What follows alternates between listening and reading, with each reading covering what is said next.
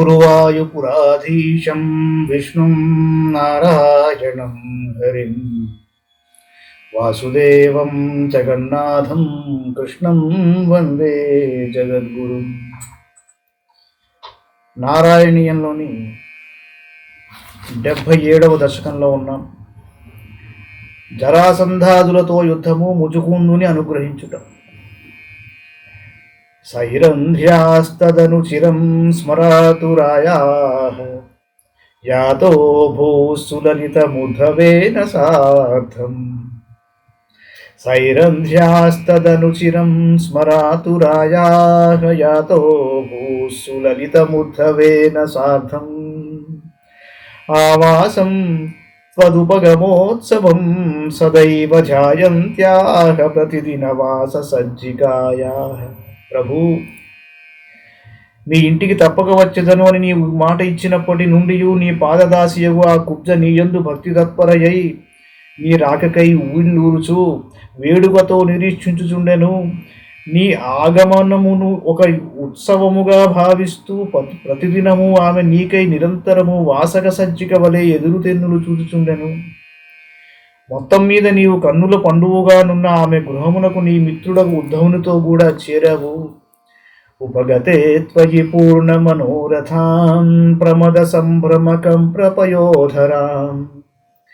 వివిధమానమాదధరితి ఉదారహసితాం రమయాం చకృషే సుఖం.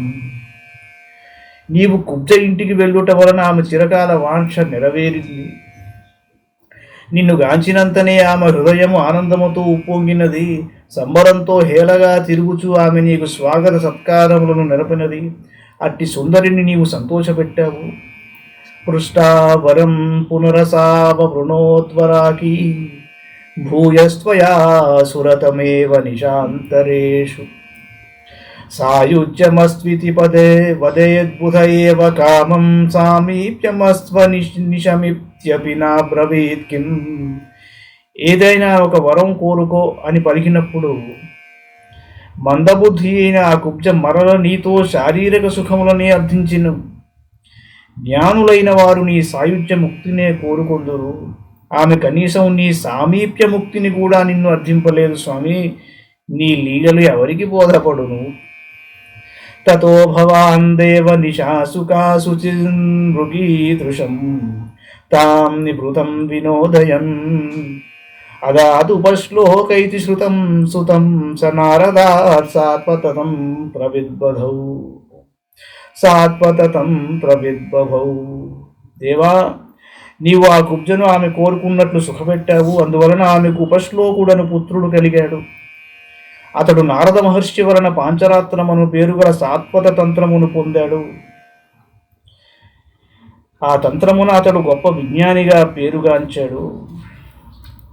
అక్రూర మందిరమితోథ బలోద్ధవాభ్యాం అభ్యర్చితో బహునుతో ముదితేన తేన ఏనం విసృజ్య విపినాగత పాండవేయ వృత్తం విదేదిశ తథా ధృతరాష్ట్రచేష్టాం. దేవా, తరువాత నీవు ఉద్ధవునితో బలరామునితో కూడి అక్రూరుని యొక్క మందిరమునకు వెళ్ళావు.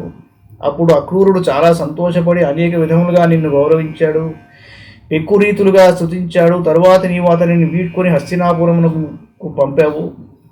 పాండురాజు మరణానంతరము వనముల నుండి తిరిగి వచ్చిన పాండవుల యొక్క వృత్తాంతమును, ధృతరాష్ట్రుని యొక్క కుటిల చేష్టను సర్వము ఆ అక్రూరుని ద్వారా తెలుసుకున్నావు. విఘాతామాతు పరమ సుహృదో భోజనృపతే జరాసంధే రుంధత్యనవధిరుషాంధేథ మధురాం ప్రదాద్వైద్యోర్లబ్ధై కతిపయబలస్త్వం బలయుతత్రయో వింశత్యక్షౌహిణి తదుపనీతం సమకృధా. దుష్టదూరా, కంసుడు జరాసంధునకు అల్లుడు. అతనికి చాలా ఇష్టమైన వాడు. అతని వధ వలన జరాసంధునకు మిక్కుడమైన కోపం వచ్చింది.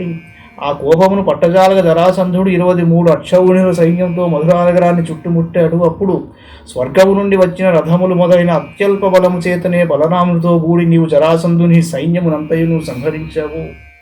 బద్ధం బలాదస బలేన బలోత్తరం త్వం భూయో బలోజ్యమరసేన ముమోచితహినం నిశేష దిగ్జ జయ సమాహృత విశ్వసైన్యాత్ కోన్యస్తతో హి బల పౌరుషవాంస్తదానీం. ప్రభు, జరాసంధుడు పెక్కుమంది బలాఢ్యుల కంటేనూ మిగుల బలశాలి. అంతటి వాణిని కూడా బలరాముడు తన సైన్య సహకారంతో బంధించాడు. కానీ మిక్కిలి బలవంతుడైన ఆ జరాసంధుడు చేజిక్కినను నీవు వాడిని విడిచిపెట్టేశావు. ఏలనన అతడు మరల పెద్ద సంఖ్యలో బలములను కూర్చుకొని యుద్ధమునకు వచ్చుననియు, అప్పుడు అతనిని సైన్యములతో సంహరించినచో భూభారము తొలగుననియు భావించి నీవు ఆ విధంగా చేశావు. వాస్తవంగా ఆ కాలములో దిగ్విజయమును పొంది ఆ శత్రురాజుల సైన్యములను కూడా తన అధీనము గావించుకొని ఉన్న జరాసంధుని కంటే మించిన బలశాలి ఎవడు కలడు?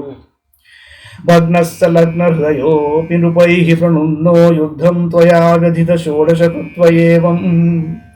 అక్షౌహిణీ శివ శివాశ్చ జగంధ విష్ణో సంభూయ సైకనవతి త్రిశతం తదానీం. స్వామి, జరాసంధుడు యుద్ధమును ఒకసారి ఓడిపోయినప్పటికీ తోడిరాజుల ప్రేరణ వలన అతడు ఇంకనూ యుద్ధము చేయవదలచి పిమ్మట 16 పర్యాయములు నీతో యుద్ధమునకు దిగాడు విష్ణు. ఈ 17 పర్యాయములు జరిగిన యుద్ధములలో నీవు ఆ జరాసంధుని యొక్క 391 అక్షౌహిణుల సైన్యమును పూర్తిగా నాశనమర్చావు.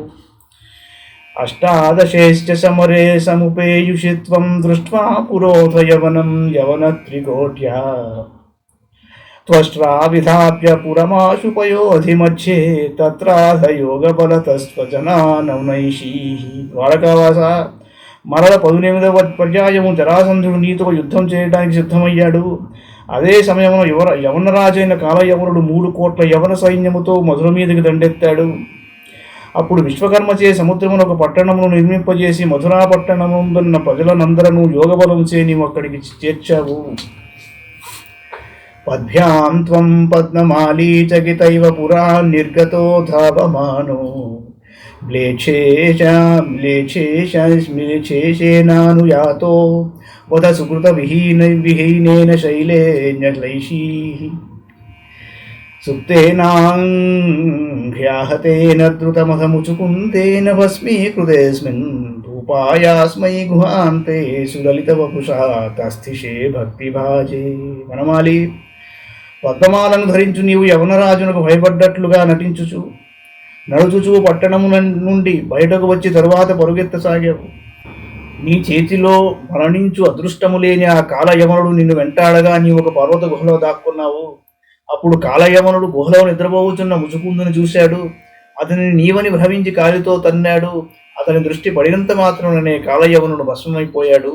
తరువాత నీ భక్తుడైన ఆ ముచుకుంద మహారాజునకు నీవు సుందర రూపమున ఆ గుహయందే దర్శనమొసగావు. ఇక్ష్వాకోహం విరక్తోస్మఖిల నృపసుఖే త్వత్ప్రసాదైకకాంక్షీ హా దేవేతి స్తువంతం పరవితతిషూతం నిస్పృహం వీక్షరిష్యన్.